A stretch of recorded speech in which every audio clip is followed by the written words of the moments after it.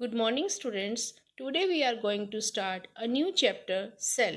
A cell is the smallest part of the body of an organism, which is able to carry out all the basic functions in life, like metabolism, growth, and reproduction. Cell is the basic unit of structure and function in all living beings. Cell may be compared to the bricks of a wall. As bricks are assembled to make a wall, similarly, cells are assembled to form an organism. Let us find out more about cells. Now let us learn about discovery of cell. Cells are so tiny that they cannot be seen with naked eyes. Therefore, discovery of cell is linked with the invention of microscope. Cells were discovered by Robert Hooke in 1665 when he observed thin slice of cork under the microscope and noticed that cork has larger number of small boxes joined together to form a honeycomb structure. Later, Anton van Leeuwenhoek in 1674 observed single-celled organisms in rainwater and living cells like blood cells and sperm cells. Now let us learn about cell theory. Concept that all living organisms, whether plants or animals, are made up of cell was elaborated as cell theory by German botanist Schleiden and zoologist Schwann. This theory states that cell are structural and functional unit of living organism. Cell arise by the division of pre-existing cells. Now let us learn how to study cells. Cells are only studied with microscope. To differentiate and identify various parts, cells are colored with dye. Dye is called stain and the process is called staining. The stained cells are mounted on a clean slide and observed under microscope. Now let us do an activity to observe plant cells in onion peel. Now, first we will learn about procedure. Cut an onion lengthwise into pieces and remove a fleshy leaf. Break it and peel off the thin membrane covering the fleshy leaf. Transfer the peel on clean slide, having a drop of safranin. Spread the peel with the help of brush and needle. Cover it with clean cover slip. Gently press the cover slip and remove extra stain with the blotting paper. Now examine under the microscope. We will observe brick-shaped cells lying side by side. Each cell has darkly stained cell wall and centrally placed vacuole and a thin layer of cytoplasm between cell wall and vacuole and a nucleus in cytoplasm, as we can see in this diagram. Now here is another activity to observe animal cells from human cheek. Let us learn about procedure. Rinse your mouth and wash a toothpick or ice cream spoon or a matchstick. Gently scrape inside of your cheek without hurting it. Place the scraping in a drop of water on a clean slide. Spread the scraping and add a drop of methylene blue stain or iodine solution.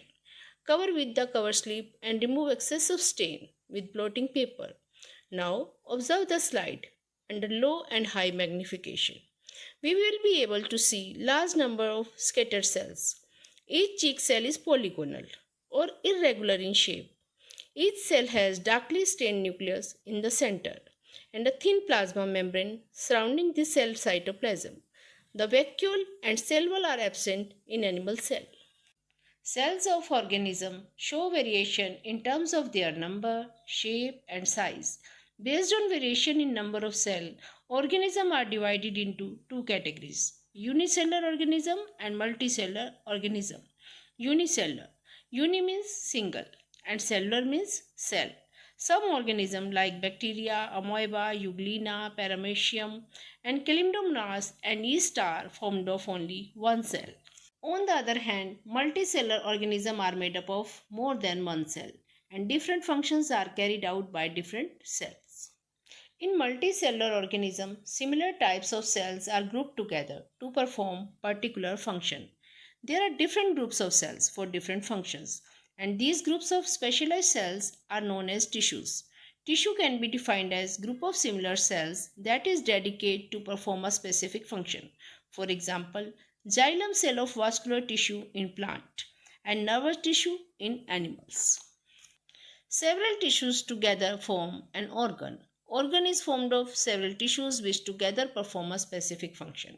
For example, brain is organ formed of nervous tissue and connective tissue.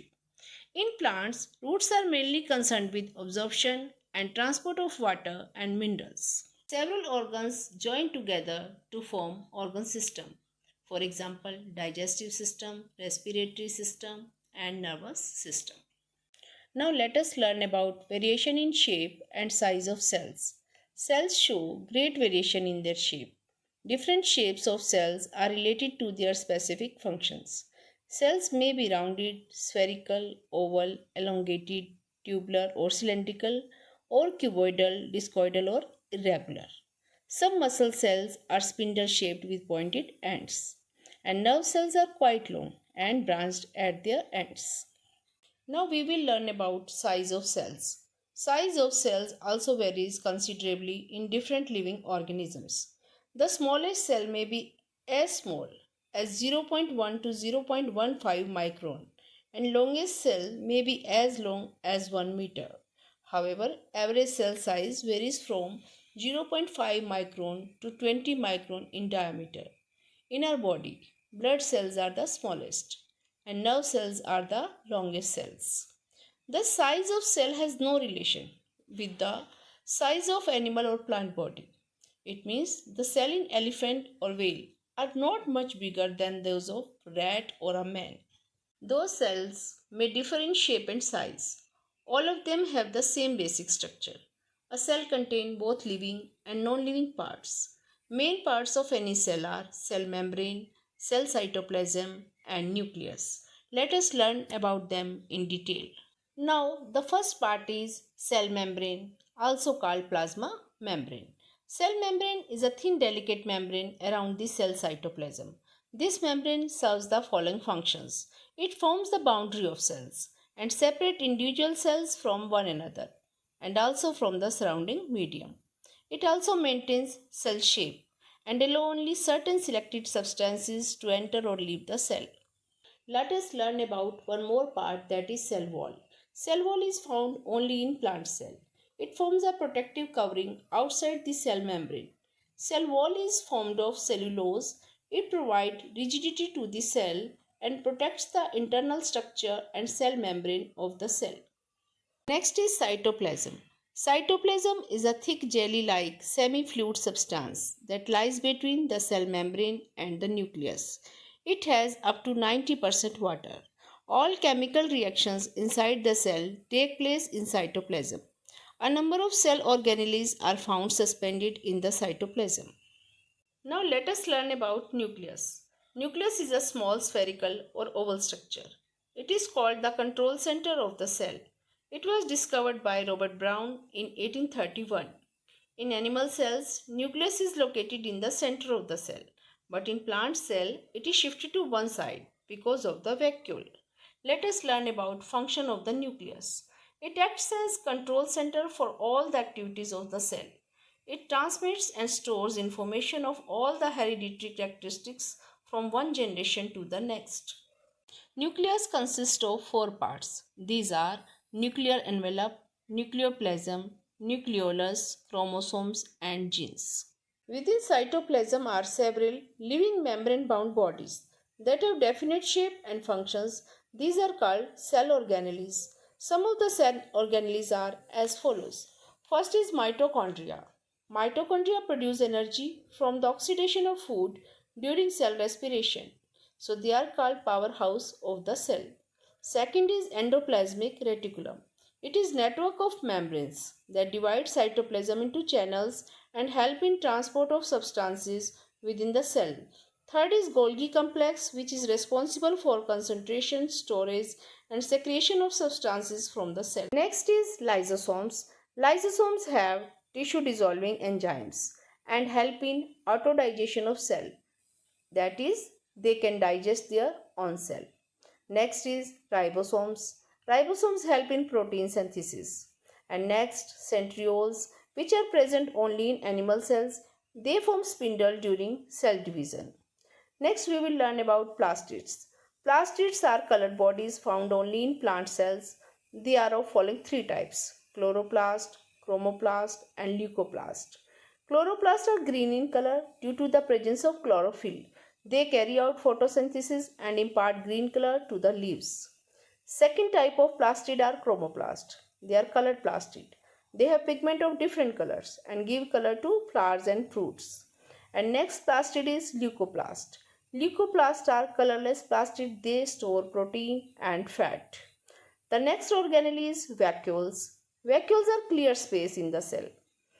They are present in plant cells. Mature plant cell has single large vacuole, while young cells have many small vacuoles. Animal cells are either without any vacuole or have a few small vacuoles. Let us compare plant and animal cell on the basis of cell structure.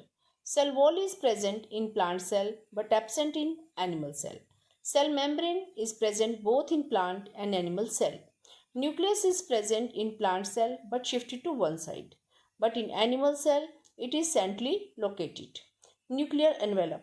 It is present both in plant cell and animal cell. Nucleolus are present both in plant and animal cell. Plastids are present only in plant cell but absent in animal cell. Centrioles are present in animal cell but it is absent in plant cell. In animal cell, centrioles help in cell division. Lysosomes are present only in animal cell but absent in plant cell. Golgi bodies are present in plant cell and these are many in numbers, but in animal cell it is only one. Vacuoles are present one or two in plant cell and these are large in size, but in animal cell vacuoles are either absent or few or small in size in animal cell. So this was all about your topic cell and its structure. I hope you must have understood about the topics. Thank you and have a nice day.